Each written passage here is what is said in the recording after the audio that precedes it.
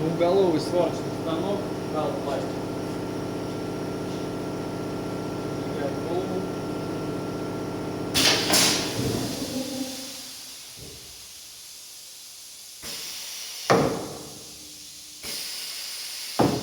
С этой стороны.